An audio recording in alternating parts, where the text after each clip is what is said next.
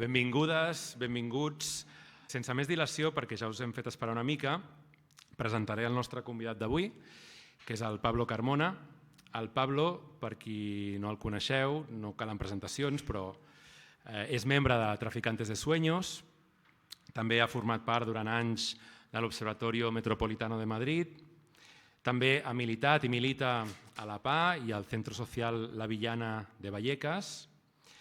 Ha estat concejal de l'Ajuntament de Madrid entre 2015 i 2019 i, a més de tot això, és també doctor en Història, té una trajectòria passada acadèmica i és autor i coautor de diversos llibres tant individuals com col·lectius. En citaré dos que recomano molt. Un és Madrid, la suma de todos, globalización, territorio y desigualdad. I un altre també molt referencial, Spanish Neocon, la revuelta neoconservadora en la derecha espanyola. Avui el Pablo presentarà el nou llibre que acaba de publicar amb Traficantes de Sueños, que és La democracia de propietarios, fondos de inversión, rentismo popular y la lucha por la vivienda. Sense més, ara us deixaré amb la presentació del Pablo, que farà un recorregut per les principals tesis del llibre, i després jo seguiré el Pablo amb una anàlisi crítica, intentant centrar-me en aquells espais, diguem-ne, on sabem que tenim discrepàncies, i després obrirem el debat a vosaltres. Tenim moltes ganes de sentir-vos, veiem moltes cares conegudes, molt informades, i per tant esperem que sigui un debat molt ric.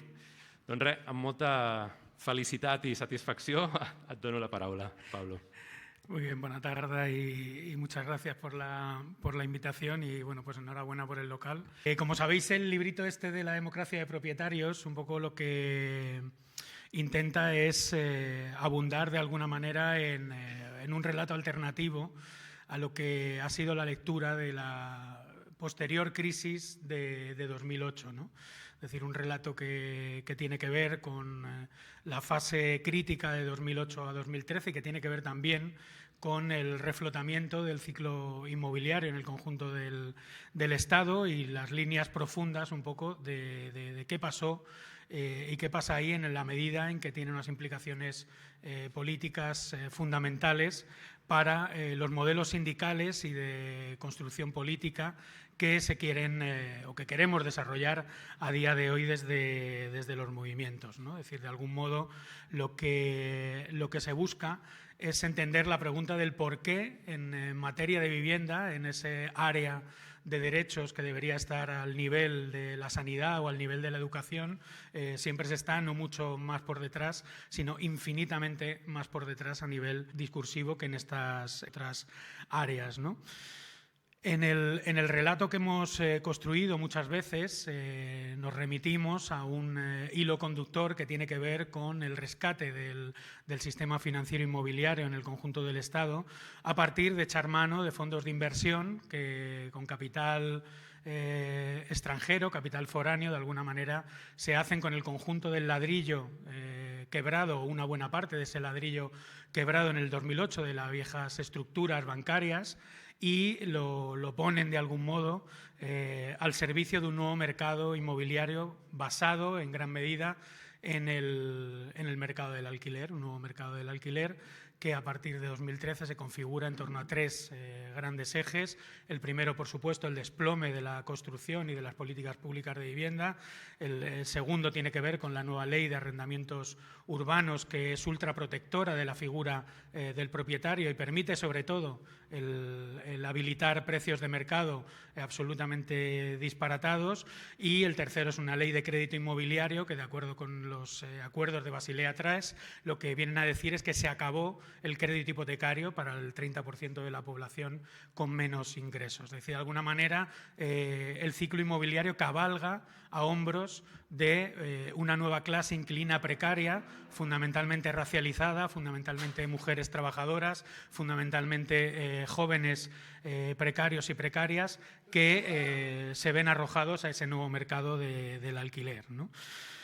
Lo que sucede es que cuando vemos los datos, por ejemplo, en el año 2021, ese general que pones el número de compraventas de viviendas, son 564.569, un 34,5 más que en el 2020. Es decir, son datos de compraventa similares a 2007 y a 2008, o sea, ya momentos precrisis. De esas compraventas, más del 90% las realizan propietarios particulares, ¿no? Y de hecho, a día de hoy existe una discusión que podremos tener luego y que tiene que ver con si la próxima crisis pasará también por una retirada de los grandes fondos de inversión o de parte de sus activos inmobiliarios, y eso supondrá, como ya estamos viendo en el movimiento de vivienda, una desestructuración todavía aún más profunda del sistema de propiedad en nuevos formatos de propiedad, como son las sociedades limitadas, las pequeñas sociedades propietarias construidas por profesionales liberales, y se dé paso a todavía una vuelta de tuerca más en este sentido de descomposición. Ese señor que aparece ahí sonriente es José Muñoz, que es uno de los influencers del ámbito de la inversión inmobiliaria para particulares, y que yo creo que tiene unas recetas que ilustran bastante bien el por dónde va la cosa, ¿no? Él habla siempre de que el ciclo inmobiliario del alquiler se tiene que basar no en lo que presuponemos de ir a barrios ricos, comprar casas molonas que luego puedas vender o alquilar por un pastón, sino que de repente en sus vídeos abre el foco y dice: estoy aquí en el barrio de Carabanchel, en un barrio obrero de periferia, una zona bastante cochambrosa. Aquí hay locales comerciales que puedes comprar por 30.000 euros, dividirlos en dos, vender esas dos viviendas por 110.000 euros cada una, ¿no? Y yo así he construido esa fortuna de 40 viviendas que tiene en alquiler, ¿no? Es decir, de alguna manera son los pasos sobre los que un poco se quiere guiar el libro. Como sabéis, el primer punto de discusión que tiene esto tiene que ver con cuánta peña está siendo como particular casero o tiene un piso o 2 o 3 o 5 o 15 en alquiler. Sabéis que ahí, desde mi punto de vista, los datos más fiables son los de la agencia tributaria, en la medida en que no es una encuesta. Es decir, la agencia tributaria lo que recoge es la gente que hace su declaración de la renta y le pide a Hacienda que le desgrave el punto 24.3 de la ley del IRPF, que es decir, yo soy propietario y tengo alquiler, desgravo mis gastos, desgravo los distintos gastos fiscales que tiene la vivienda, y a partir de ahí se aplica ese 60%, veremos a partir de la ley nueva. Y ahí lo que nos dice Hacienda es que a día de hoy hay entre 2 millones y 2,28 millones de personas que están declarando que son propietarios de una vivienda en alquiler. En este sentido, el arco de personas se produce porque hay una parte, en torno a 350.000, 380.000, que son declaraciones conjuntas, son declaraciones que hacen las parejas normalmente. Entonces ahí no sabemos si es una persona la que es propietaria, si son las dos o lo que sea, ¿no? Y además, en esos datos hay otra corrección que no se suele tener en cuenta, que es que el sistema fiscal del Estado español, fuera de ese sistema está Navarra y Euskadi, ¿no? Que normalmente no se suele tener en cuenta. Y el otro dato de corrección que también está, por ejemplo, en el último informe de la Hidra se comentaba que no hay datos sobre esa fraude fiscal. Es decir, sabéis que el Sindicato de Técnicos de Hacienda dijeron y han hecho varios estudios entre 2016 y 2020, han comentado que hay prácticamente un 40% de fraude fiscal en esta relación de caseros particulares, que además se está probando en la medida en que, a partir de la denuncia de 2016 del Sindicato de Técnicos de Hacienda, Hacienda ha hecho aflorar más de 1 millón de declaraciones donde hay alquileres de inmuebles. En ese sentido, inmuebles se consideran también, por ejemplo, las plazas de aparcamiento, porque quienes seáis un poco más mayores os acordáis que el viejo ciclo especulador se trataba de comprar casas y venderlas más caras, y sobre todo de comprar plazas de aparcamiento. Yo me acuerdo en Madrid que era muy famoso el futbolista butragueño porque su manera de inversión inmobiliaria era tener 200 plazas de aparcamiento. Y de hecho, a corto, la rentabilidad que te ofrecen las plazas de aparcamiento como factor especulativo es más algunas veces que la vivienda. Pero bueno, de esos inmuebles en Hacienda ahora mismo declarados hay más de 4 millones de inmuebles, de títulos catastrales que ya sería demasiado meternos hoy si eso casa o no con lo que estamos trabajando. Pero la realidad es que los técnicos de Hacienda ponen eso encima de la mesa, se abre una discusión con el propio Ministerio que hubo en prensa y lo que pasa es que empiezan a perseguir, a buscar, a ver dónde hay. Y la realidad es que desde ese momento hasta ahora prácticamente están apareciendo 50.000 nuevas viviendas al año que se tienen que declarar en esas condiciones de caseros particulares que están alquilando viviendas y no se declaran, ¿no? Y en ese sentido, en el último año, Hacienda por eso todavía seguía mandando 800.000 cartas a personas que veían que era susceptible por el tipo de ingresos, por las valoraciones y declaraciones catastrales. Sabéis que a partir de la generación que hizo el Ministerio de Ábalos, de estos precios, ¿no? Es decir, hicieron una ley bueno, no la ley, sino que un decreto que tenía que ver con la generación de qué precios de alquiler había en el conjunto del Estado. Eso se hizo sobre todo a través de un trabajo conjunto de las bases de datos de la Agencia Tributaria y del catastro, ¿no? Con lo cual hubo un cruce muy rico de información en la medida en que, bueno, quien tenga propiedades, que seguro que de aquí algunas las tenemos y muchos y muchas las vamos a heredar, cuando haces la declaración de la renta, tú pones el número catastral de lo que estás declarando, tanto en propiedad, porque eso contabiliza a nivel nacional con un 2% del valor catastral, como las viviendas que tienes en alquiler y que tienes que declarar por el mecanismo del artículo 24 de la ley de IRPF, ¿no? Entonces ahí era importante ponerlo encima de la mesa porque evidentemente si pensamos que tiene razón el Sindicato de Técnicos de Hacienda, estamos hablando de que prácticamente 1,28 millones de viviendas que se alquilan no se están declarando. Esa es la cifra que daban los técnicos de Hacienda, con lo cual a esos 2 millones o 2 millones y pico de propietarios particulares habría que añadirle un mogollón de gente que está alquilando viviendas y no las declaran, ¿no?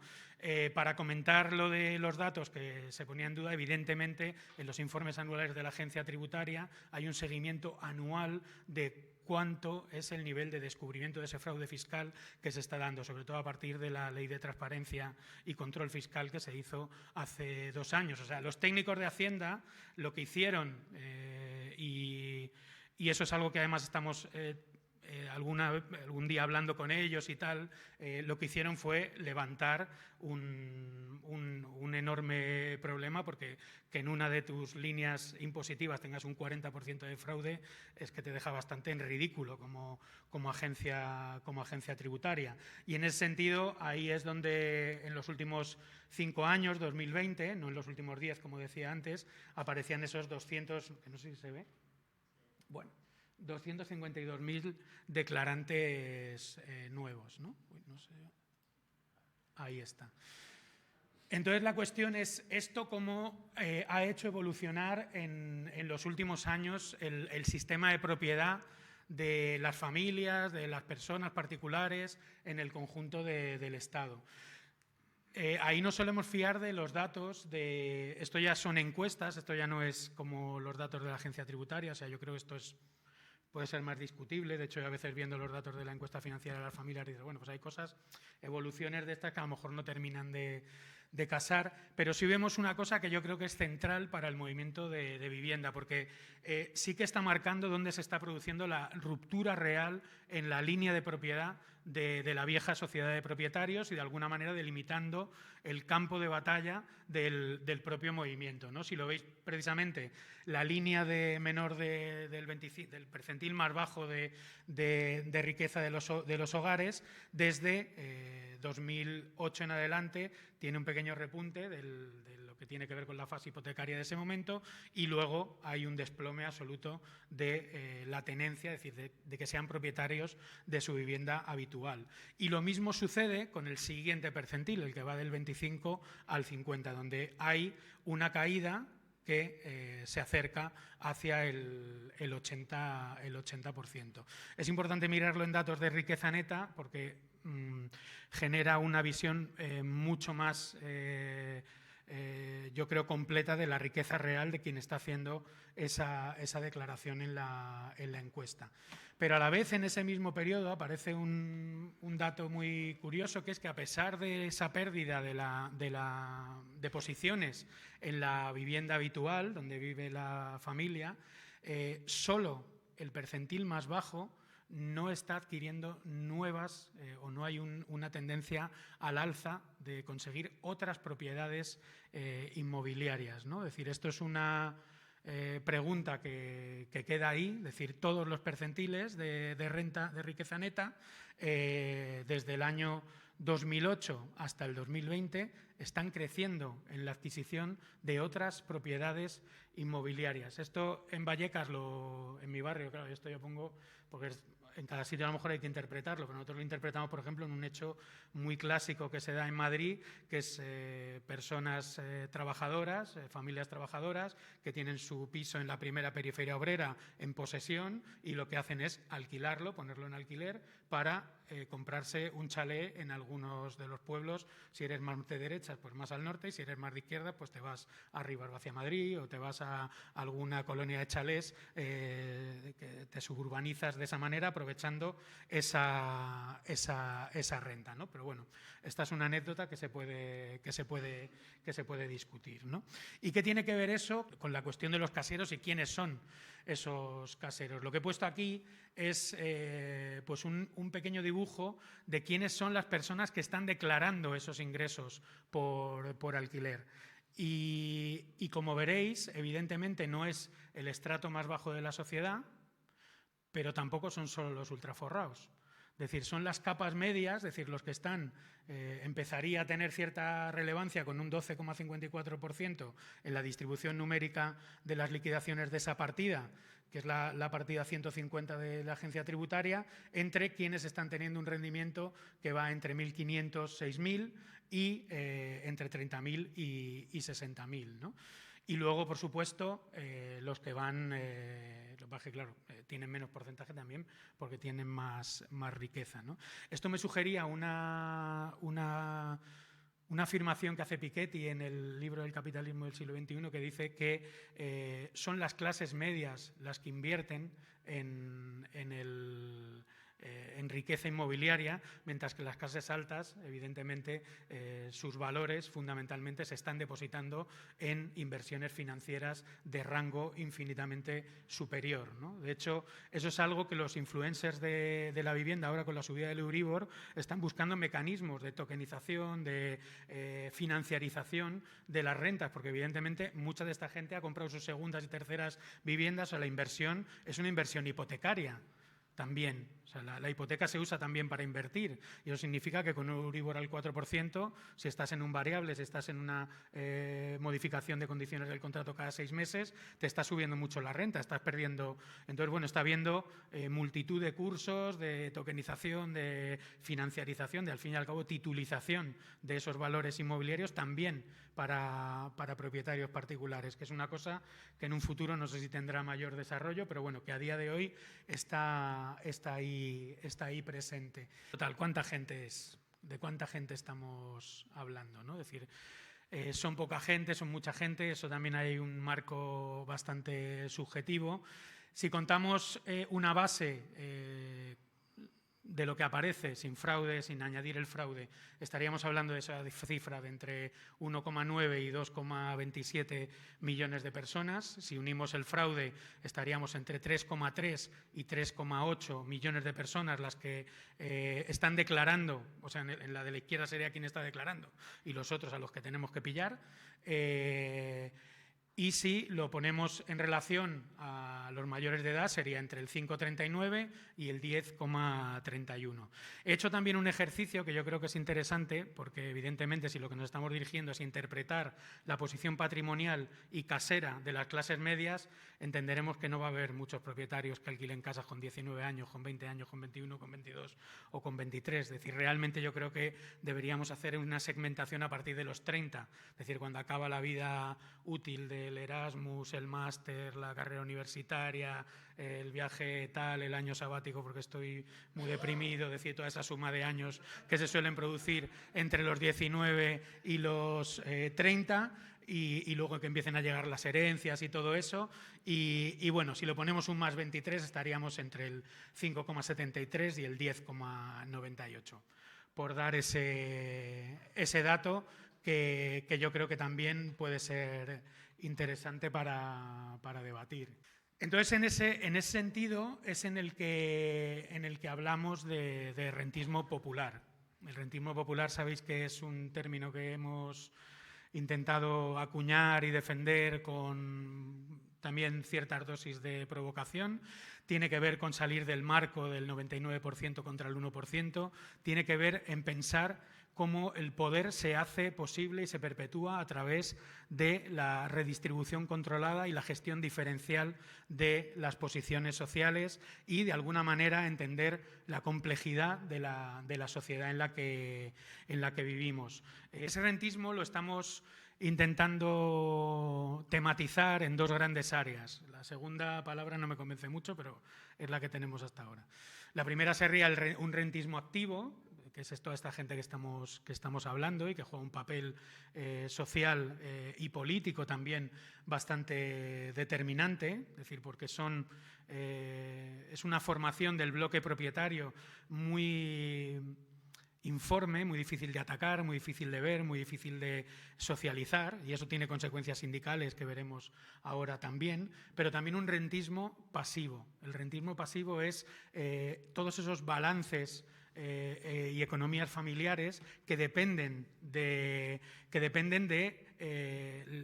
factor inmobiliario como elemento de inversión y de ahorro, como clavo ardiendo al que agarrarse en una futura crisis, como posibilidad de inversión cuando las rentas salariales caen como están cayendo desde hace ya muchas décadas en este país. Y ahí es donde entra de alguna manera esa versión alternativa de lo que sucedió entre 2008 y 2013. El rescate bancario tenía que ver con rescatar los activos tóxicos inmobiliarios de la banca y del sistema financiero, pero tenía que ver también, y también muy fundamentalmente, con mantener los precios de los activos inmobiliarios de las clases medias. Es decir, eso era un elemento fundamental. Igual que los balances financieros de los bancos no se pueden ir al traste, tampoco los balances de las familias que tenían depositados sus ahorros y sus expectativas de renta acumuladas en el ladrillo se podían ir al traste, ¿no? Y ahí, curiosamente, os pongo una cifra para que veamos ese rentismo activo y demostrar esto. Entre 2008 y 2021 hay más o menos unas 800.000 nuevos hogares que viven de alquiler. Pues bien, entre 2008 y 2021 declarados hay 7.918 en 2008, estos son personas que declaran en Hacienda que tienen una vivienda en alquiler, y pasa a 1.984.807 en el 2021. Hay prácticamente 1 millón de declaraciones de la renta más que en esos años declara que están alquilando una vivienda. Con lo cual, quien se está haciendo con el mercado de alquiler no son solo los fondos de inversión, son mayoritariamente inversores particulares, caseros particulares, rentistas populares, esto que estamos comentando, ¿no? Más de 1.076.889 nuevos caseros particulares, declaraciones de la renta individuales que están diciéndole a Hacienda que alquilan una casa. Esa es la clave.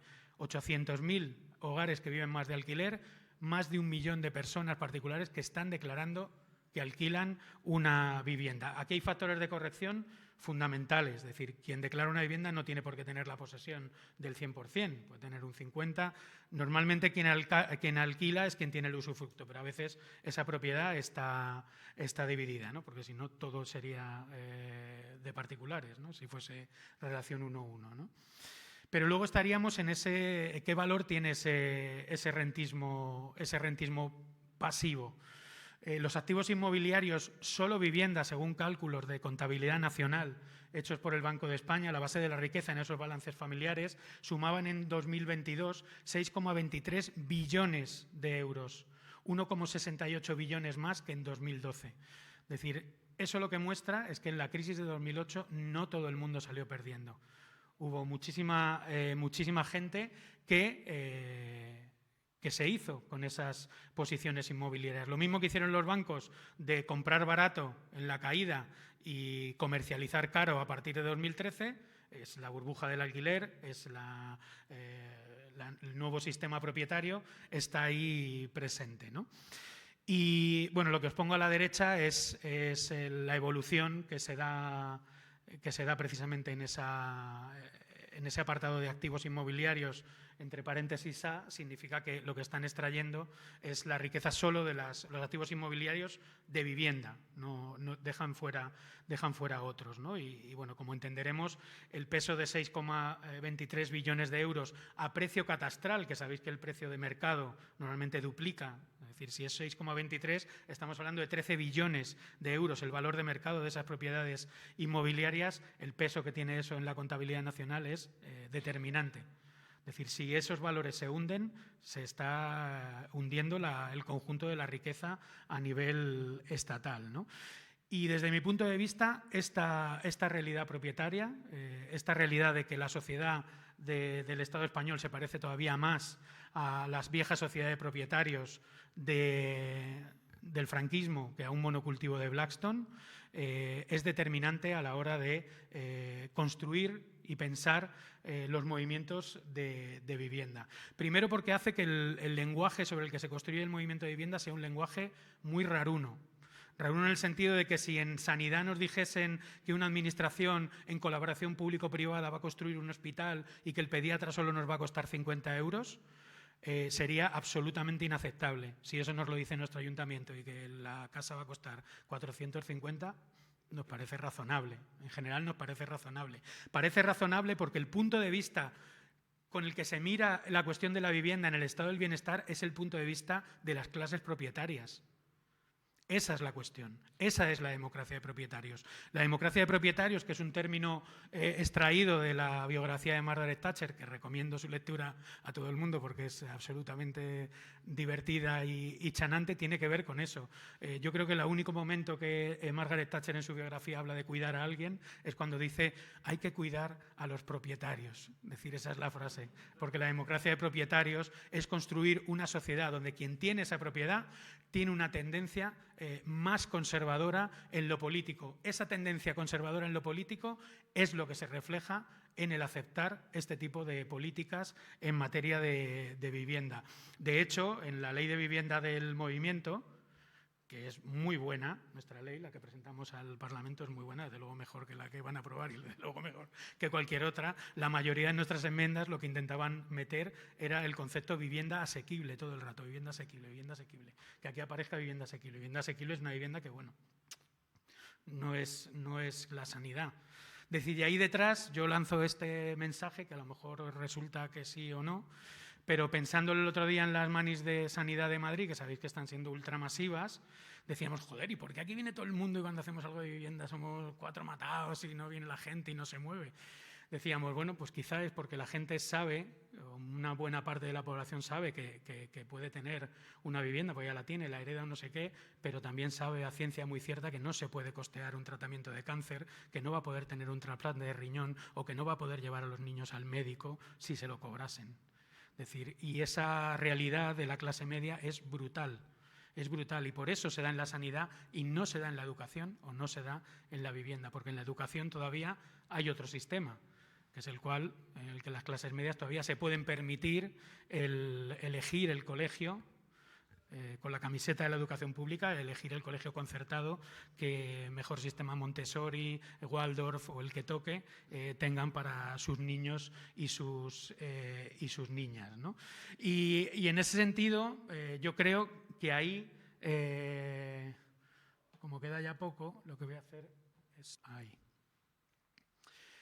¿A qué nos estamos enfrentando? Es decir, que evidentemente ahí he puesto dos modelos sindicales, uno sería el estilo más laboral y otro sería más el estilo pues, de lo que nos encontramos en el movimiento de vivienda, ¿no?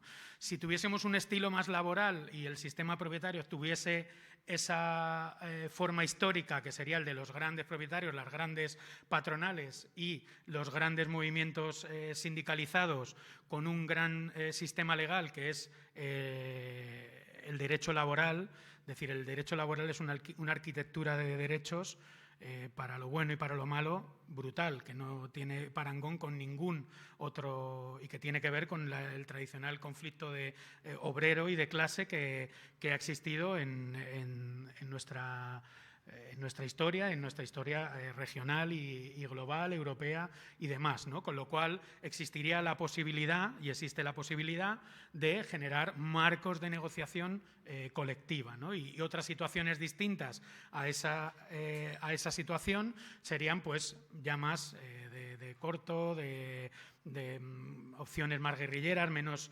sindicales y de hecho la desestructuración de eso es a lo que se enfrenta el movimiento sindical desde hace ya décadas, ¿no? Es decir, donde los grandes propietarios, donde las grandes estructuras de negociación similares a los años 70, ¿no? Es decir, las huelgas de la Forsa, las huelgas de Matesa, las huelgas de bandas de laminación, el viejo movimiento obrero, se empieza a encontrar con una desestructuración que hace imposible la negociación. Hoy tengo una empresa grande, pero mañana una pequeña. Pasado una grande, pero con subcontratación. Es decir, toda esa arquitectura de precarización que se ejecuta desde los años 80, ¿no? Y en vivienda nos encontramos con una situación realmente compleja, ¿no? Es decir, porque el bloque propietario, lo que sería nuestra patronal, es algo que se expresa de manera absolutamente disparatada, ¿no? Por un lado tenemos las hipotecas, que yo creo que estaba mirando los datos. En Cataluña se han presentado ejecuciones hipotecarias el año pasado ya unas cuantas miles, o sea que empezarán a aparecer en las asambleas. Luego tenemos los alquileres, que hay una parte de gente que está con grandes propietarios y otra muchísima que no lo está. Luego tenemos las ocupaciones y luego tenemos también los subarriendos. Los subarriendos, que es algo que, por ejemplo, cuando hicimos la huelga de alquileres en Vallecas, flipamos porque nos habíamos preparado para organizar a la peña como por bancos, por fondos, por tal, y prácticamente un tercio de las 500 personas que aparecieron eran de subarriendos. Personas que por tener un salario alquilan una vivienda y la subarriendan por habitaciones, con lo cual el pitote en la asamblea para resolver sindicalmente eso es maravilloso, ¿no? Con lo cual, esa diversidad yo creo que, y con esto ya acabo, no sé si aquí o allí.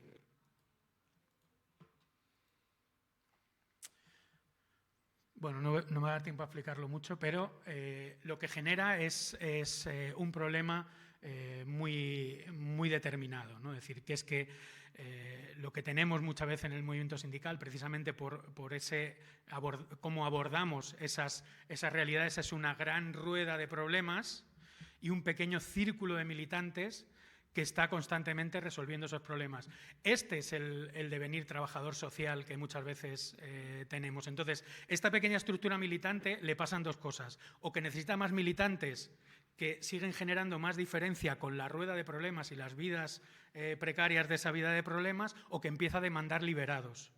Empieza a demandar personas contratadas que hagan más rápida esa asesoría, que hagan más rápido ese trabajo. Y todo en un marco de esa democracia de propietarios que nos arrincona en dos grandes discursos de autodefensa.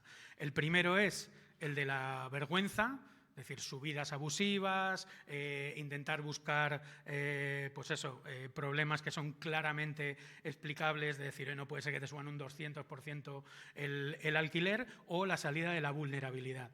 Es decir, la persona a la que le está pasando esto es que, fíjate, se ha quedado sin trabajo, está pobre, está no sé qué. Es decir, el discurso de derechos casa a veces de manera difícil con la realidad de la práctica sindical. Entonces, la pregunta ahí es si ese modelo sindical, que yo creo que sí es efectivo para una parte, que tiene que ver con la parte más expresiva, es decir, construirte una parte interlocutora, estar presente en negociaciones de leyes, tener, bueno, por lo menos sobrevivir de alguna manera con dignidad y meter discurso, intentar que ese debate siga vivo y demás. Yo creo que eso, bueno, pues que tiene cierta virtualidad, sobre todo cuando hay gobiernos progresistas que necesitan interlocución y validación del otro lado, ¿no? En otros momentos habrá que verlo, cómo se gestiona, pero nos lleva a una rueda de cansancio que es problemática, es decir, una rueda de cansancio que a día de hoy pues hay compañeras que están intentando resolver por la vía de la simplificación teórica, diría yo, que es, bueno, volvemos a una posición de burgueses y proletarios y a partir de ahí construimos un nuevo enfrentamiento más amplio que tenga forma de partido y que tenga esta dimensión sindical, ¿no? Y decir, y luego, pues bueno, hay otras formas que son las que estamos, yo creo, también practicando pues desde la PA o desde los sindicatos de inquilinas. Pues en el sindicato de inquilinas pues sería más extraer más un sujeto concreto, que sería el del inquilino, inquilina precaria o no tan precaria, e intentar construir a partir de ahí. En la PA a día de hoy yo creo que estamos más en el rango más inferior del 20% más pobre de la población y más en la ocupación, en las nuevas hipotecas, aunque ya llega de todo, pero siempre con esa doble realidad de que ninguno de los sistemas, y esto, bueno, luego lo podemos discutir, generan una movilización y un encuadramiento y un engordamiento de las organizaciones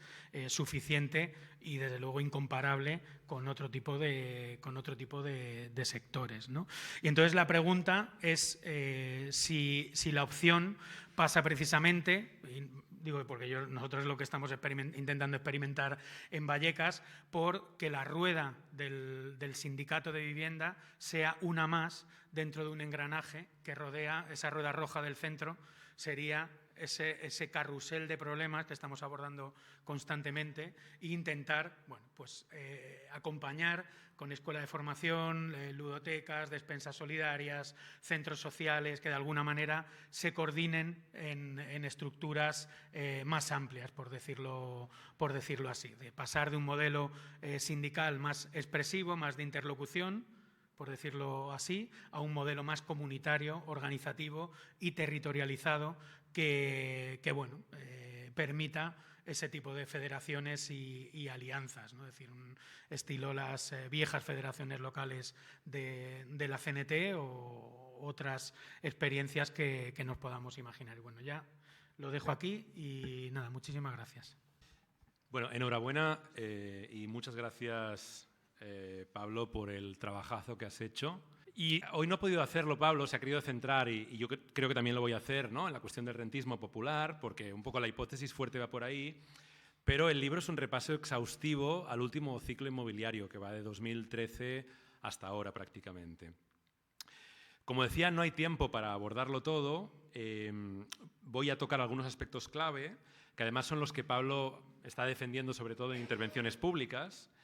Lo primero que diría es que yo creo que la posición o la experiencia marca mucho, ¿no?, el relato o el análisis que una hace.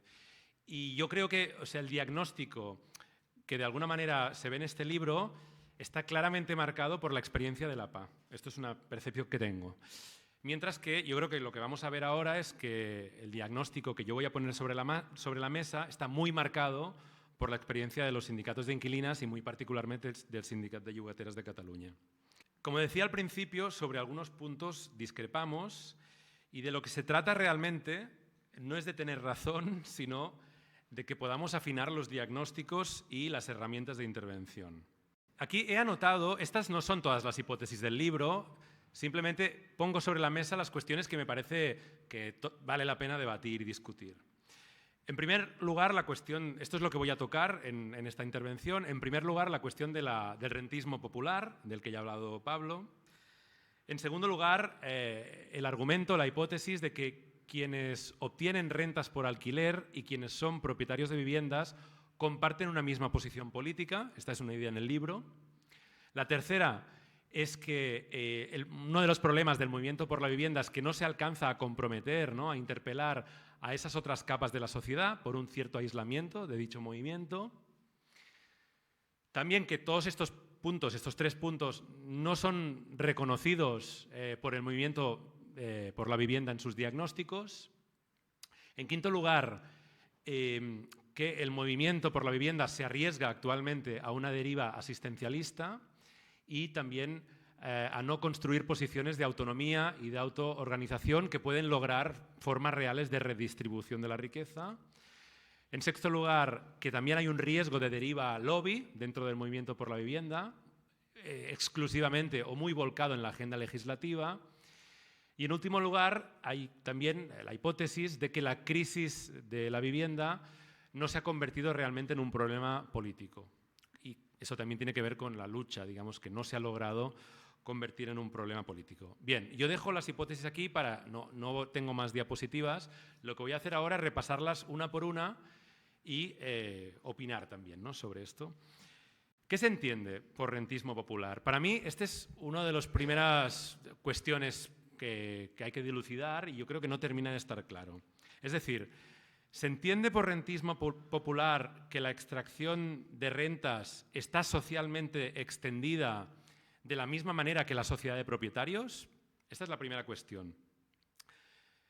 ¿O se entiende por rentismo popular que en el mercado del alquiler, la mayoría del mercado del alquiler está en manos de clases populares? ¿Es esto lo que se está diciendo? Entonces, ahora voy a abordar estas dos cuestiones porque creo que trato de entender un poco por dónde va el concepto y creo que va por esas dos líneas.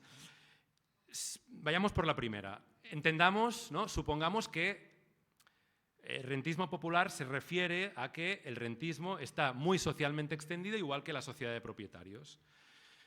Bueno, Pablo en el libro afirmas que, lo has hecho hoy también, que el 14% de los hogares perciben rentas y, lo dices literalmente, que las clases medias específicamente tienen una presencia significativa en el negocio del alquiler.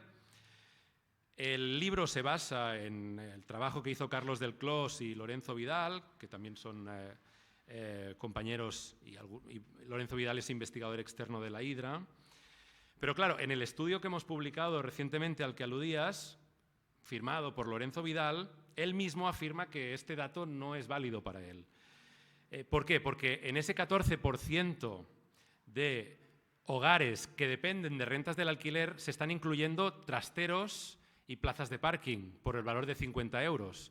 Es decir, tú mismo lo dices en el libro, que ese 14% incluye quien tiene rentas del alquiler residencial y quien tiene rentas del alquiler no residencial. Insisto, trasteros o plazas de parking que pueden llegar a ser 50 euros al mes. ¿Qué hicimos en este estudio que publicamos recientemente? Bueno, tratamos de limpiar los microdatos, afinarlo, y lo que vimos es que la cifra real de hogares que tienen ingresos de alquileres residenciales está en una horquilla entre el 3 y el 9% de los hogares. Si tomamos toda la población adulta que estaría ingresando rentas del alquiler sería aproximadamente de un 5,8% a nivel Estado. Es decir, que nos dan unas cifras más bajas. Y además, cuando decimos que estaría entre el 3 y el 9% de hogares, estamos tomando alquileres de 185 euros al mes. O sea que estamos siendo bastante generosos, en el sentido de que seguramente muchas de esas rentas que aparecen en la encuesta de condiciones de vida de 185 euros al mes tampoco corresponden a viviendas, pero lo hemos incluido y eso nos da entre un 3 y un 9% como máximo de hogares que viven del alquiler.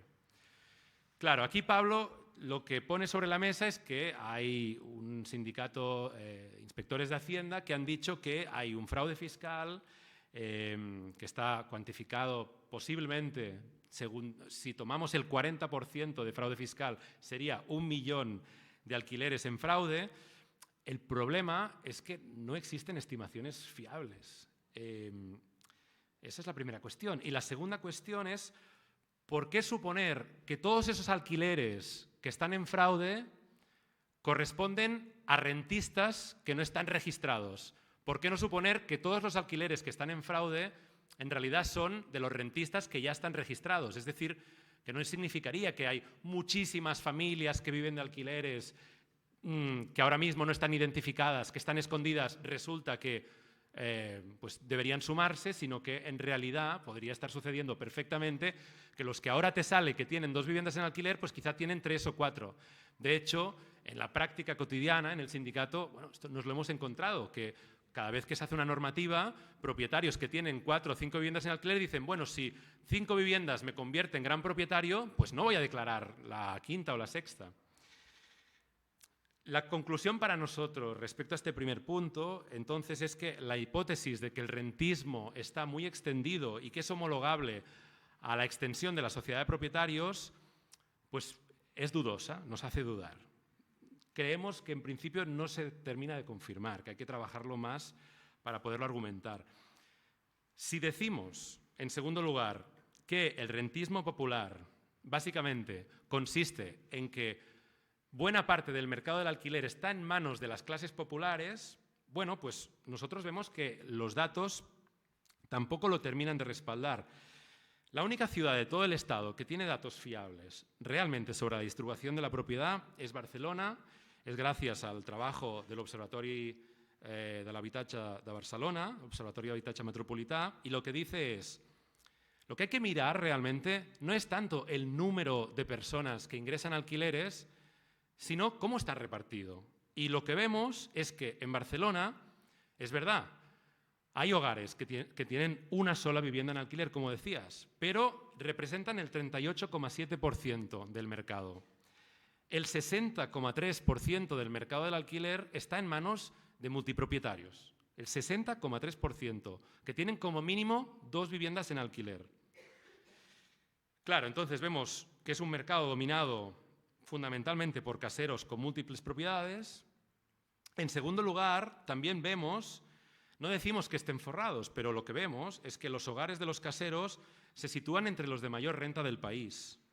La renta mediana anual de un hogar que tiene viviendas en alquiler es de más de 40.000 euros. La renta mediana anual de un hogar inquilino es de 18.400 euros. Y en tercer lugar, también vemos que caseros en riesgo de pobreza o de exclusión social básicamente apenas llegan al 0,6% del total de hogares.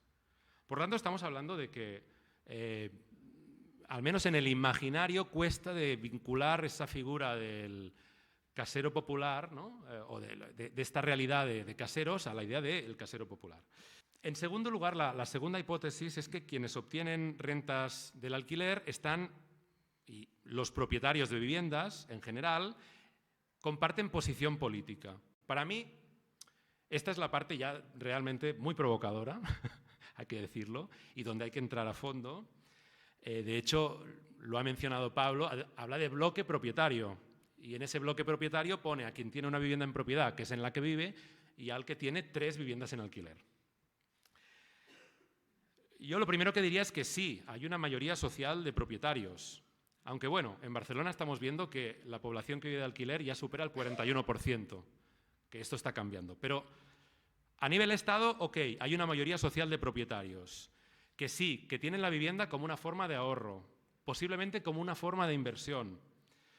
Pero a mi humilde parecer, mi modesto parecer, me parece que es un error ponerlos en el mismo saco, tanto conceptual como políticamente. Yo en este sentido diría, yo no creo que tú caigas en eso, pero a veces caemos en un cierto determinismo economicista y derivamos de la posición material también una posición política. La posición política siempre se construye. Y asumir de antemano que quien tiene una propiedad, por el hecho de tener una propiedad, tiene una posición estratégica, ideológica en la vida, similar a la de las clases rentistas, me parece muy arriesgado.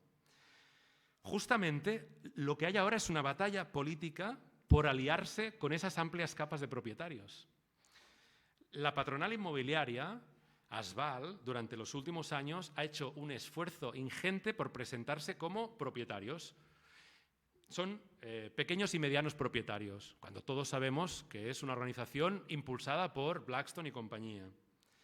Pero los sindicatos también están dando la batalla en ese sentido.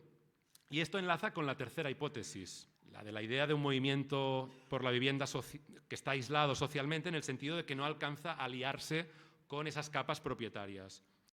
Yo humildemente creo que el éxito de los sindicatos de inquilinas es haber introducido un nuevo sentido común y disputar justamente el marco cultural en torno a la vivienda, especialmente en torno a la idea de intervenir y regular todo el mercado del alquiler, no solo el mercado que está en manos de los fondos.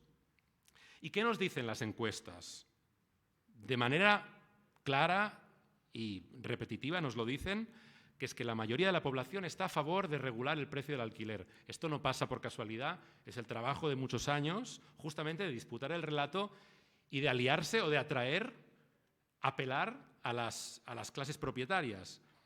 ¿Por qué el 77% de los votantes del PSOE, en una encuesta reciente, decían que estaban a favor de regular el precio del alquiler? Porque hay una inmensa mayoría de gente que es propietaria, no rentista, que es favorable a una intervención global en el mercado del alquiler. Por lo tanto, me parece que es un error creer que hay un bloque propietario anti-intervención del mercado y que por eso, en teoría, el PSOE no estaría a favor de intervenir. ¿Quién está en contra de este tipo de intervenciones en todas las negociaciones al más alto nivel de Estado? Ojo, el Ministerio de Economía, no es el PSOE, no es ningún partido. Es básicamente el representante de los fondos y de los bancos dentro del Estado. David Harvey nos explicaba en una reciente entrevista que le hemos hecho para el próximo número de La Pública que él ya directamente cree que los ministerios de Economía y los bancos centrales son el capital encarnado dentro del Estado. Dice que es un bloque de capital que está metido dentro del Estado. En la práctica real hemos visto algo así. No sé si diría que es el capital, pero es el mejor representante. Y es el Ministerio de Economía el que está defendiendo estas posiciones. Claro, también creo que es importante adoptar un análisis de clase, como digo, una clase que se construye. Y la única clase que se está construyendo como clase rentista, el único actor político que se está organizando, también lo dices, son fondos que se han organizado en torno, la FIAPCI, que es la patronal inmobiliaria, en los últimos años se ha reagrupado y han puesto como portavoz a Joan Clos, que es la misma estrategia que ha hecho Asval, que es la representante de los fondos, aunque ellos digan que son los representantes de los propietarios. Por lo tanto, yo sinceramente no creo que el PSOE o el Gobierno en general estén presionados, como dices en el libro, por las clases medias que necesitan ese ingreso del alquiler. Creo fervientemente que quien bloquea y quien presiona son los fondos, los bancos y que su aliado es el Ministerio de Economía dentro del Estado. Recientemente Asval salió con una campaña en nombre de los propietarios medianos del país y solo consiguió juntar a 300 propietarios que tenían 2.000 viviendas, que son los que le han puesto una demanda al Estado por daño patrimonial, por la limitación del 2% a las subidas interanuales del alquiler. Cuarto punto. Afirma el libro de que la hipótesis de la que estoy hablando no termina de ser reconocida por el movimiento por la vivienda. En parte estoy de acuerdo. La pregunta es ¿qué parte del movimiento por la vivienda? Sinceramente creo que los sindicatos de inquilinos llevan mucho tiempo trabajando en torno a hipótesis con las que el libro trabaja. Los sindicatos de inquilinos desde 2017 plantean una lucha que por primera vez se plantea en todo el mercado del alquiler. Todo el mercado, insisto. Claro que el movimiento por la vivienda, o en este caso el Sindicato de Yugateras, Sindicato de Inquilinos de Madrid, apunta a los fondos porque tienen un papel estratégico, político, tienen capacidad de arrastre, pero también porque en el Estado español, después de la crisis de 2008, hay un arreglo espacial que fue básicamente un cambio político, legislativo, para acomodarse a las necesidades de los fondos de inversión, que eran los nuevos actores en el mercado del alquiler. Se les puso la alfombra roja. Y yo creo que esto no hay que perderlo de vista. Ese arreglo espacial dentro de la economía global en el que los fondos juegan un papel de liderazgo. Esto no quita que se ha construido también un diagnóstico y un relato que sí interpela a todos los caseros. Por ejemplo, aquí en Cataluña en 2019 hicimos una campaña, voy a citar el titular que puso el periódico a toda página para que os hagáis una idea. En esta campaña decía: el 50% de afiliados del Sindicat de Llogateres de Cataluña vive en hogares cuyo propietario tiene 5 pisos o más. Estos multipropietarios siguen la estela alcista de precios de los fondos de inversión. Y de hecho, muchos de los grandes conflictos que han generado muchísimo debate público en los últimos años han sido con caseros como los que describes en el libro. Los Argeric, los Masbella Fradera, el bloque Argumosa en Madrid, no solamente en Cataluña, y muchos más. Justamente hemos encontrado tremendas resistencias en los debates mediáticos, en las tertulias de Espejo Público, en las tertulias de La Sexta, porque se nos decía: un momento, esto no es un fondo de inversión, esto es un casero, un propietario particular. Y se nos decía: un momento, este inquilino que estáis defendiendo no es vulnerable, cobra un salario bueno, o sea, se tiene que ir de su casa. Justamente la apuesta de los sindicatos de inquilinos ha sido a ir a cuestionar ese relato dominante.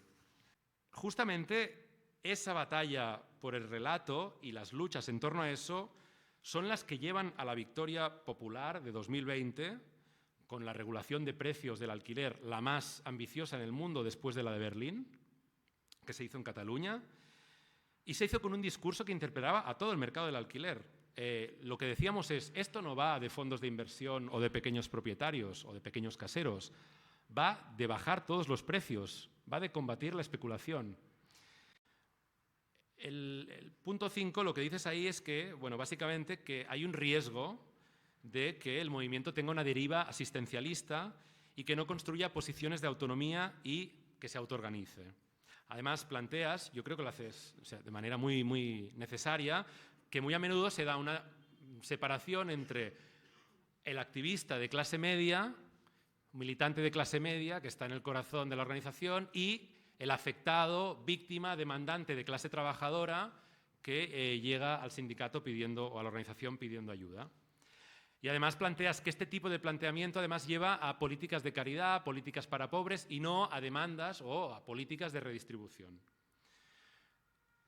De nuevo, humildemente, creo que los sindicatos de inquilinos en los últimos años, justamente la apuesta pasa por romper esa dicotomía entre activista de clase media y afectado pauperizado. La militancia del Sindicat de Llogateres de Cataluña es inquilina, fundamentalmente. Habrán excepciones. Hay alguna gente que sí, que no vive de alquiler. Pero la militancia del Sindicat de Llogateres es inquilina. Y justo, esto fue increíble. Yo me acuerdo, en las primeras asambleas, muchos de nosotros que éramos inquilinos hacíamos un papel parecido al que hacían los militantes de la PA. Pero con el tiempo te sorprendías de ver cómo, hostia, hoy voy a ir a la asamblea para explicar que es a mí a quien me quieren echar o es a mí a quien me quieren subir el alquiler. O sea que ha habido un cambio ahí, casi, digamos, ontológico en la manera de abordar el problema, porque te toca, te afecta a ti. De hecho, ha sido bueno, incluso en el sindicato de inquilinas vienen militantes de la PA afectados, ¿no? Yo estoy acostumbrado a estar en la asamblea ayudando a otros y por primera vez tengo una asesoría colectiva con mi problema porque me quieren subir el alquiler o problema de cualquier tipo vinculado a esto. En los últimos años, el Sindicat de Llogateres de Cataluña ha logrado afiliar a más de 3.000 hogares. ¿Nos gustaría que fueran más? Sí. Oye, pero yo creo que apunta maneras. Y además, el ritmo de crecimiento es muy bueno.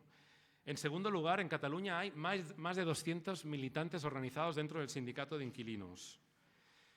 Donde no había nada, sin ningún tipo de subsidio, de subvención, solo con la autoorganización se ha logrado crear una estructura popular que no existía.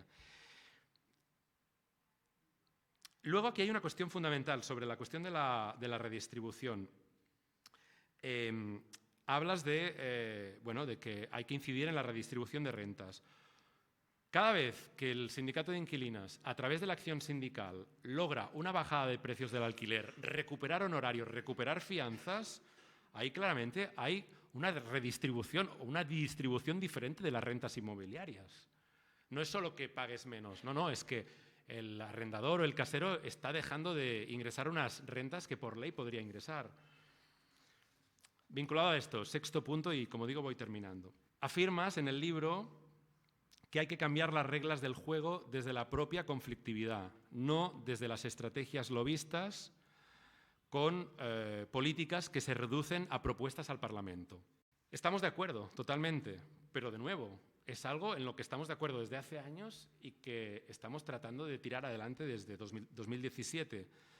Todas las leyes que se han cambiado, la de 2019 que se cambia a nivel estatal, la ley que se impulsa en Cataluña en 2020, los decretos de COVID, en buena medida son resultado de la capacidad para producir conflicto y para acumular poder de los sindicatos. Una anécdota. Hoy, y esto no pasaba hace 4 años, hoy el sindicato de Llogateras, Acción Sindical, levanta el teléfono para llamar a un casero que pretende hacer una subida del 40% a un inquilino que acaba de afiliarse, de llegar al sindicat, y es levantando el teléfono y diciendo, llamo desde el sindicat, inmediatamente el casero reduce sus pretensiones. Dice, yo no quiero conflictos, no quiero problemas. Y hablamos de todo tipo de caseros. Esto hace 3-4 años no sucedía. ¿Por qué? Había que movilizarse, había que justamente organizar conflictos a todos los niveles. Se sigue haciendo, pero hoy en día ya no necesitas confrontar de la misma manera como confrontabas hace unos años para lograr resultados. Yo creo que eso es el resultado de que se ha conseguido una posición de poder relativo. Has acumulado poder sindical. Y esto es el resultado de un movimiento masivo de desobediencia civil que se inició en 2018 con la campaña Nos Quedamos. Yo creo que hay que empezar a reconocer que somos uno de los lugares del mundo donde más huelgas parciales se han hecho en los últimos años. Cada vez que una persona decide que no va a aceptar la subida del 40% de un alquiler y sigue pagando el mismo, cuando legalmente el casero tiene derecho a pedir un 40% más, eso es una huelga parcial. Se han logrado, claro, no lo tenemos cuantificado, pero hacíamos estimaciones de las miles de personas que ya han pasado por la Asamblea, que se han unido a nuestra campaña de desobediencia civil, y llegábamos a la conclusión de que, oye, también la capacidad de capilarizar entre la población inquilina y de lograr que la gente se sume, se afilie y se plante, pues creo que hay que valorarlo. Otra estrategia que se ha hecho y que nos ha dado este poder del que hablo es la organización por tipos de inmobiliaria y por tipos de caseros. Hablamos de ir puerta a puerta organizando bloques bajo la propiedad de un casero que puede tener 10 viviendas, puede tener 20, puede tener 5.000 y introduciendo justamente algo que comentabas antes, que está en el ámbito del trabajo, pero que hemos introducido en el ámbito de la vivienda, que es la negociación colectiva.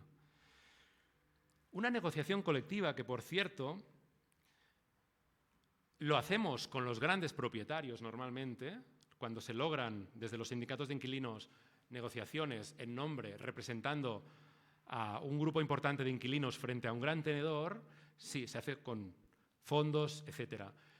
Pero igual que en el mercado de trabajo las negociaciones colectivas tienen efectos también en el campo de las pymes, las negociaciones colectivas que se hacen en el mundo de la vivienda también tienen efectos sobre los caseros. Bueno, en fin, y no me voy a parar en la inmensa cantidad de acciones directas que se han hecho en los últimos años, de los juicios, la maquinaria legal que se ha activado para organizar conflictos de enorme complejidad, las movilizaciones. Es decir, yo creo que el Sindicat de Llogaters de Cataluña estuviera literalmente sentado en la mesa donde se redactaba la ley de regulación de precios del alquiler cada día, ¿no? Cada semana, es básicamente porque te has ganado ese lugar por el poder que tienes, no porque seas un lobby. O sea, si fueras un lobby nunca hubieras llegado ahí. Un detalle también muy importante, y me meto en un tema como muy técnico, pero que os puede tal vez interesar, sobre la cuestión de las estrategias lobistas. El Sindicato de Llogateras y el Sindicato de Inquilinas de Madrid no dedican ni un solo céntimo, ni un solo recurso de las cuotas de los miles de afiliados a hacer lobby. Las personas liberadas de los sindicatos de inquilinos están en acción sindical, en organización y en comunicación.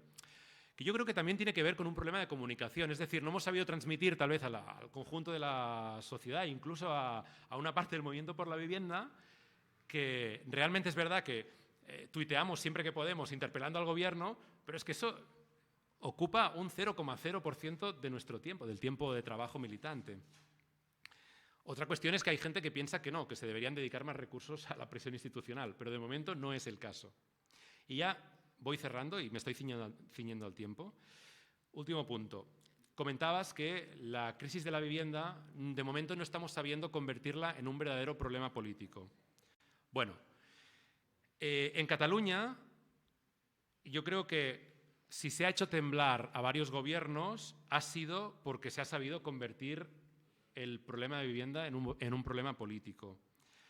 Y que también creo, honestamente, que si en el Estado se han supeditado presupuestos y se han supeditado coaliciones y temas centrales de Estado al tema de la vivienda, es porque hemos logrado que tenga una división política. Sí, claro que tiene que ver también con que hay presencia institucional de partidos que apuestan por eso.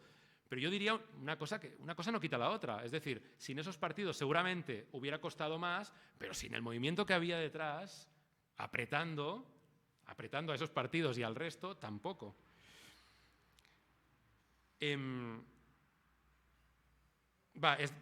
Finalizaré básicamente diciendo que, el hecho de que haya un debate parlamentario y mediático sobre las reglas del juego en el mercado de la vivienda de forma habitual, que la patronal inmobiliaria se haya organizado, etcétera, etcétera, es justo porque se ha acumulado poder colectivo, el que reclamas en el libro.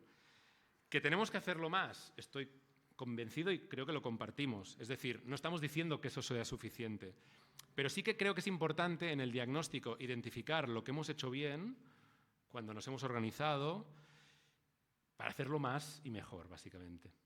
Y ya está. Con esto terminamos y os damos la palabra al público. A no ser que quieras hacer una primera entrada, Pablo, hay mucha materia. Lo primero, daros la enhorabuena y decir que todo esto que has contado lo hago yo también todos los días desde hace 14 años y que soy afiliado al Sindicato de Inquilinos de Madrid. Es decir, que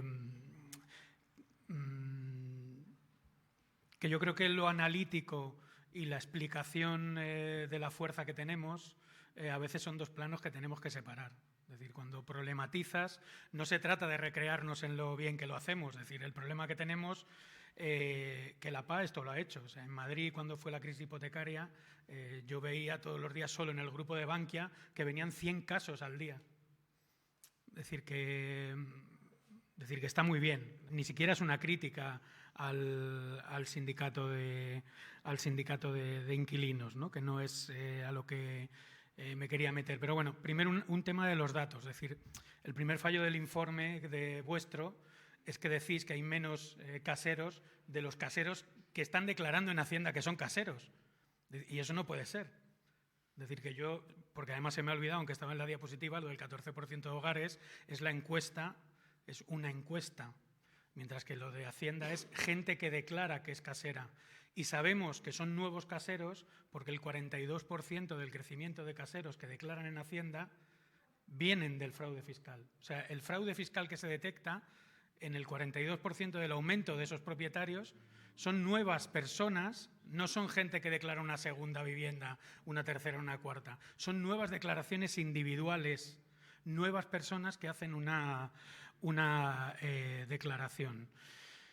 El bloque propietario no tiene que constituir una fuerza política porque es la fuerza política de la propia democracia española, porque es la economía política del país la que manda, se constituye desde el punto de vista del propietario. No necesita una expresión como Asval. El propietario particular no se afilia a Asval. El propietario particular contrata una alarma, contrata un seguro de impago. 860.000 nuevas alarmas se han constituido en estos tiempos, según el informe de seguridad de DKV. Esa es la afiliación de la clase media. Ese es el PSOE que vota educación pública pero lleva a sus hijos a la privada o a la concertada. El problema de la clase media, que es algo que va de más largo recorrido, tiene que ver con este juego de espejos que permanentemente se hacen y que tiene que ver también con las propias posiciones de lobby que podemos tener. Evidentemente hay fuerza. Es decir, nosotros en Vallecas en estos años hemos ocupado 12 bloques de vivienda, hemos negociado cientos de alquileres sociales. Es decir, pero eso no le quita ni un ápice a las crisis y a los problemas que tenemos. Es decir, yo en estos 10 años, que además no he estado en el ciclo de la PA, es decir, yo realmente el ciclo de la PA me lo paso en el ciclo municipalista, fundamentalmente. Es decir, yo en el 2013 empiezo a estar en el municipalismo y, salvo una declaración pública como PA, me retiro porque no puedo estar de portavoz y luego voy a entrar en ese ciclo municipalista, y yo lo vivo desde el municipalismo. O sea, yo esto que hablo de la vivienda pública, de la colaboración público-privada, es lo que he visto no como activista de la PA, es lo que he visto como presidente de la Comisión de Contratación del Ayuntamiento de Madrid. Desde ahí es de donde he visto cómo se actúa esa colaboración, ¿no? Y entonces yo creo que, bueno, el tema de los datos, por ejemplo, es que ya no creo que no da más de sí. La cuestión es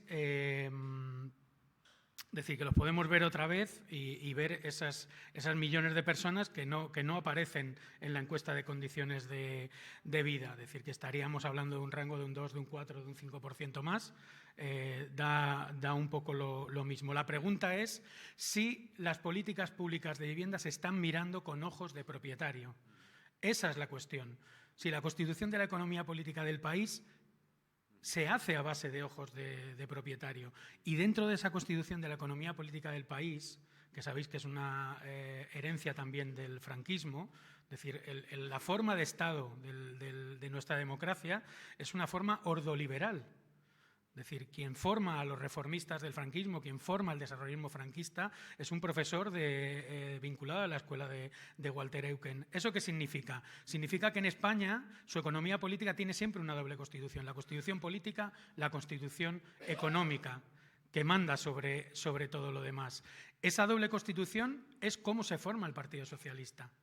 El Partido Socialista, por definición, tiene esa doble constitución como partido de Estado dentro de sí. O sea, decir que existe un Partido Socialista y un Ministerio de Economía liberal es, desde mi punto de vista, no entender nada de lo que ha pasado desde el año 77 hasta ahora. Es decir, el Partido Socialista es eso toda la vida. Su mano izquierda es una mano de interpelación pública, es un Felipe González, y su mano derecha y su realidad como partido de Estado es esa otra. Es decir, es que no hay una diferencia. Es decir, es la propia constitución del Partido Socialista, ¿no? Y a partir de ahí yo creo que se configura en gran medida los problemas que estamos enfrentando. Es decir, el movimiento de vivienda, si se explica a sí mismo solo en torno a sus propias conquistas, pues evidentemente yo estoy de acuerdo que se ha avanzado muchísimo y enhorabuena. Cerramos y nos vamos. Si comparamos el movimiento de vivienda con cómo se compone un movimiento como, por ejemplo, las mareas de vivienda o cómo se compone el 15M, es que no hay nada en juego. O sea, el éxito de la PA no es solo el dispositivo de sindicalismo social. El éxito de la PA es la coalición entre la PA y el 15M. Sin 15M no hubiese habido una PA de una masividad tan enorme, es decir, una masividad que no hemos conseguido ni ahora en la PA, ni en el sindicato, ni en ningún sitio. Es decir, la pregunta es cómo conseguimos en una crisis como la que estamos viviendo semejante dimensión. Es decir, cualquiera que escuche lo que está pasando en Barcelona diría, hostias, que va de puta madre, es que la provincia de Barcelona tiene el doble de desahucios que toda la Comunidad de Madrid junta. Lo que está pasando aquí es algo muy especial que tenéis que investigar. Se puede investigar o no investigar. Es decir, el pensar todos los avances yo creo que es súper positivo, pero el pensar por qué, a pesar de todos esos avances, 8 años de gobierno de los comuns y todas las leyes, la 24-2015, la ley de regulación, que no vamos a entrar a discutir los detalles, por qué en Barcelona, provincia, hay el doble de desahucios que en toda la maldita Comunidad de Madrid, teniendo menos de la mitad de la población. Ese es el problema. Igual que el problema en Madrid, pues son otros. Entonces, por eso digo que hay que separar la parte de explicación política de la parte analítica. Es decir, ¿por qué viviendo en la provincia que año tras año, o sea, es que tenía ahí, os he traído los datos porque es flipante. Es decir, a mí me parece que lo que pasa en la provincia de Barcelona es alucinante. A nivel de datos, si lo veis, mirar Barcelona, 119.157 procesos monitorios de deudas que se están reclamando en los juzgados. Nuevos 3.034 ejecuciones hipotecarias ingresadas nuevas. Más de 5.700 lanzamientos. Es decir, con todos los mecanismos de protección a nivel estatal en marcha, con todos los mecanismos de protección locales, con el plan de Habitatge más ambicioso, si se quiere, luego ya habría que discutir si se cumple, si no se cumple, si mola, si no mola, más amplio que hay en todo el Estado. Y aún así sigue siendo la capital del desahucio y la ciudad del desahucio. Y eso creo que tiene que ver con vuestro estudio. Creo que tiene que ver cómo se está componiendo Barcelona como capital. Es decir, Barcelona es una capital tradicionalmente propietaria. En el libro de Chris Ilan, La lucha por Barcelona, ya aparece ese enfrentamiento entre inquilinos y la burguesía catalana que invierte en el inmobiliario de la ciudad. Es un conflicto que está ahí presente y además esos inquilinos se organizaban en la CNT y los propietarios en Esquerra Republicana. Es decir, que en el PSOE o en el... recuerdo una biografía de un republicano del siglo XIX, un republicano muy radical de aquí, que cuando estalló la Comuna de París escribía muy preocupado porque él había invertido en 2 viviendas en París y que a ver si se las iban a quemar los revolucionarios, ¿no? Ahí es donde se abre el problema.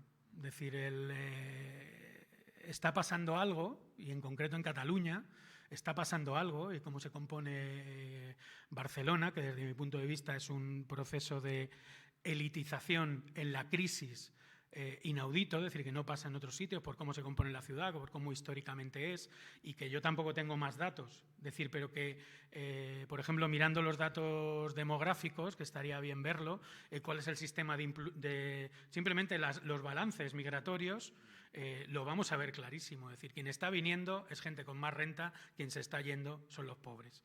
Barcelona se elitiza a una velocidad brutal y el ritmo de esa elitización tiene que ver con el ritmo de los desahucios, entre otras muchas cuestiones. Entonces, bueno, por ejemplo, yo creo que es interesante como estrategia sindical, ¿no?, pensar eso en la medida en que el sindicat de llogaters, porque es de lo que estamos hablando, pero imagino que las PAS o tal, tendrán que reforzar su presencia en los nuevos cinturones rojos industriales, tomar posiciones allí, que además yo sé que hay asambleas en otros lugares, componerse, ver qué lenguaje se practica ahí y también interpretar, y yo creo que eso hay que ponerlo encima de la mesa, el por qué se está constituyendo. Esto es una pedrada mía que también la podemos discutir, una desazón de la militancia del movimiento de vivienda que empieza a identificarse con viejos lenguajes como proponen los compañeros y las compañeras del movimiento socialista. No quiero decir viejos, quiero decir más tradicionales. Burguesía, proletariado, ese tipo de cuestiones. Es decir, ¿por qué está eso encima de la mesa? ¿Por qué funciona en una parte de la militancia? ¿En qué medida interpela? ¿En qué medida tienen también razón? ¿Cómo jugamos en esas posiciones? ¿Cómo se entra en una discusión que en gran medida pasa por analizar, yo creo que desde otro punto de vista? Es decir, cuando salió el informe que le escribí a Javi, tuvimos una de nuestras broncas madrileñas, que aquí no están tan estuvimos hablando y le dije, oye, muy bien el informe como posición política, pero aquí no hay interpretación de lo que realmente está pasando en Barcelona. O sea, si hay más propietarios multipropietarios, eso es por algo muy concreto. Eso es porque es un sitio de 1,5 millones, es porque hay una costa y un modelo económico determinado. O sea, que está bien decir, oye, no van a perder tanto por la ley de regulación, ¿no? Es decir, porque son gente con pasta y tal. Que ya sabéis que desde mi punto de vista con la ley de regulación no pierden beneficios ni los de arriba ni los de abajo. Es decir, que es un estancamiento, pero bueno, eso yo creo que ya habría que hacer otro debate. Entonces, bueno, pues que mi punto es ese, como el intentar partir desde ese lado como analítico de qué os está pasando y por qué sucede esto, ¿no? Es decir, mogollón de avances, pero el problema crece y crece y crece y crece y crece. Es decir, que la contra es intentar frenar los procesos especulativos, los procesos de expulsión, los procesos de desahucio y tal. Ahí es donde hay... Vale, jo crec que hi hauria molt a parlar. Tindríem, no? Necessitaríem una setmana de sessions intensives. Sé que moltes de les persones que heu vingut teniu també molt a dir. Agrair-vos a tothom que hagueu estat amb nosaltres en aquest primer acte. Agrair també al Pablo l'esforç de Traficantes de Sueños amb aquest llibre i crec que en seguirem parlant. Hi ha molt a parlar. Moltes gràcies a tothom. Muchas gracias.